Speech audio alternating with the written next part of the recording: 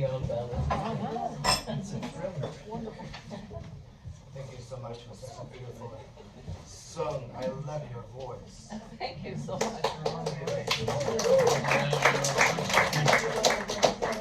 It's a pleasure to be on this stage again. Every time I come here, I surprise myself. I never know what is going to happen. But this morning I came prepared. About a couple of days ago, this story came to me and I had to share it with you. It is titled, The Last Bus from Bosnia.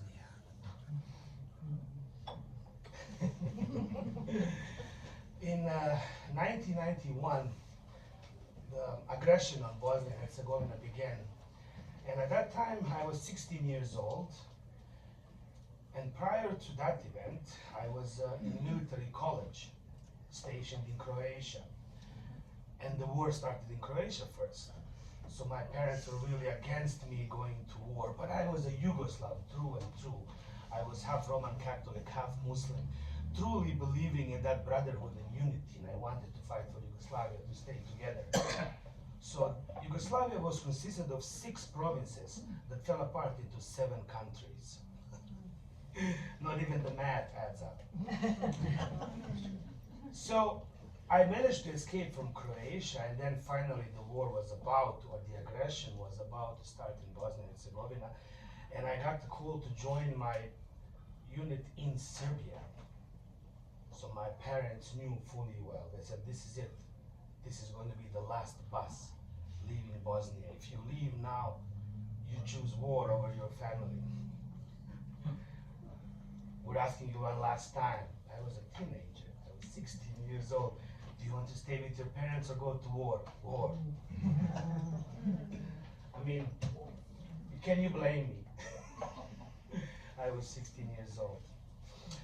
At the bus station, I cannot express it to you. I mean, everybody knew that this is the last bus. So getting a ticket to that bus was like getting a golden ticket for a chocolate factory, right?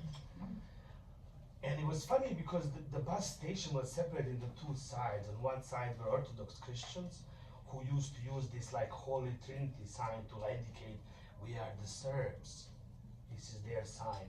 On the other side of the bus were Roman Catholics who would use V as victory to indicate that this is us, we are the Catholics.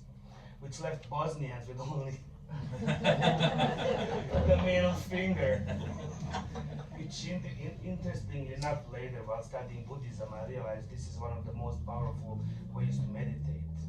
But it's a different story altogether. And I was in this bus as a 16-year-old, just confused, you know. I had no idea what was going to happen, right? I'm going over to this new place, I'm realizing it's the beginning of my life, and what can I expect? And I was sitting in my seat, and then the most beautiful woman walks up to the bus and says, is this seat taken? I was like, this is it. The reason why I'm leaving home. No, seat is free. She was a little bit older than me, married, and she decided to, you know, to leave her husband and go to Serbia at that time. And it was kind of difficult time for her as well, just like it was for me. But we bonded during that trip. It was the first time for me to sit next to a beautiful, mature woman. I was 16 years old. The bus ride was 5 hours.